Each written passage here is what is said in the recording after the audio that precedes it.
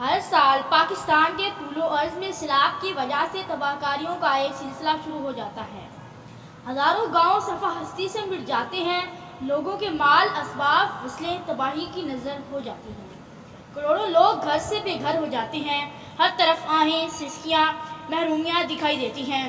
قوم ابھی سنبھلنے نہیں پاتی کہ اگلے سال پھر سیلاب کا طوفان قوم کو تباہی سے دوچار کر دیتا ہے۔ کچھ لوگ کہتے ہیں کہ یہ عذاب ہے۔ جی ہاں، یقیناً یہ عذاب ہی ہوتا ہے۔ جب زمین میں رہنے والے قدرتی آفات کے لیے مناسب اقدامات نہیں کرتے، اپنے شہروں دیہاتوں کے لیے زمینی اور آبی انتظامات کی طرف توجہ نہیں دیتے، تو پھر پانی جو اللہ کی رحمت اور نعمت ہے، عذاب بن جاتا ہے۔ قوم کی جان و مال کی ذمہ داری ریاست کی ہوتی ہے کہ وہ ملک میں ہمہ وقت ایسی پالیسی اور منصوبے بنائے کہ قدرتی آفات کا تدارک ہو سکے۔ پاکستان ماحولیاتی تبدیلیوں کا شکار ملک ہے، اس لیے ریاستی اداروں کی ذمہ داری بڑھ جاتی ہے کہ وہ قوم کو بچانے کے لیے بڑے پیمانے پر اقدامات کریں، عوام کا احساس کریں، پورا سال بارشوں اور سیلاب کے انتظار میں ہاتھ پہ ہاتھ دھر کے نہ بیٹھیں۔ بدقسمتی سے ہر سال جب سیلاب آتا ہے تو حکومتی ادارے، دیگر ادارے فوٹو سیشن والے امدادی کارروائیوں میں رپورٹس بناتے ہیں اور تصویریں کھنچوانے میں لگ جاتے ہیں۔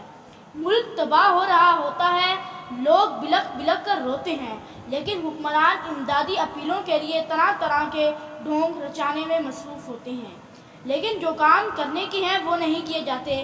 مثلاً ماہرین اور انجینئر کی ٹیموں کو منظم کر کے دریاؤں کے ساحلوں کو محفوظ بنانے کا انتظام کیا جائے، مصنوعی جھیلیں بنانے کے لیے منصوبہ بندی کی جائے، ڈیم بنائے جائیں، نہریں بنائی جائیں، جو نہریں موجود ہیں ہر سال بارشوں سے پہلے ان کی صفائی کی جائے۔ اس سے پانی محفوظ ہو سکے گا اور تباہ کاریوں سے بھی محفوظ رہا جا سکے گا۔ اگر ہم بارشوں اور سیلاب کے پانی کو ذخیرہ کرنے میں کامیاب ہو جائیں تو ملکی سطح پر پانی کا مسئلہ بھی حل ہو سکتا ہے۔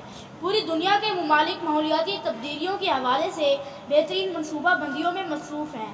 وہ مصنوعی جھیلیں اور ڈیم بنا کر پانی کو نہ صرف ذخیرہ کر رہے ہیں بلکہ سیلاب سے محفوظ رہنے کے لیے بھی اقدامات کر دیتے ہیں، اور جدید ٹیکنالوجی کا استعمال کر کے شہروں اور دیہاتوں کو سیلابی پانی کے نقصانات سے بچانے کے لیے بہترین منصوبے تیار ہو رہے ہیں۔ لیکن بدقسمتی سے پاکستان کو ایسے ادارے میسر نہیں جو ہماری حفاظت کے لیے خطروں سے پہلے منصوبہ بندی کر سکیں۔ اس وقت ضروری ہے کہ ملک میں مسلط کرپٹ اور بددیانت نظام میں جوہری تبدیلی لائی جائے تاکہ عوام کی بنیادی ضروریات پوری ہو سکیں اور بہترین منصوبہ بندی سے عوام ان آفات اور بحرانوں سے چھٹکارا پا سکے۔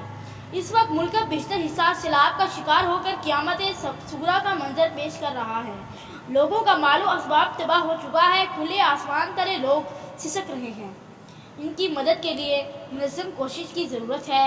پوری قوم کی اس وقت متحد ہو کر اس صورتحال کا مقابلہ کرنا چاہیے اور اپنے آئندہ آنے والے کل کے لیے بھی سوچنے، درست فیصلہ کرنے کی اشد ضرورت ہے، ورنہ ہر سال یوں ہی اس قیامت سے گزرنا پڑے گا۔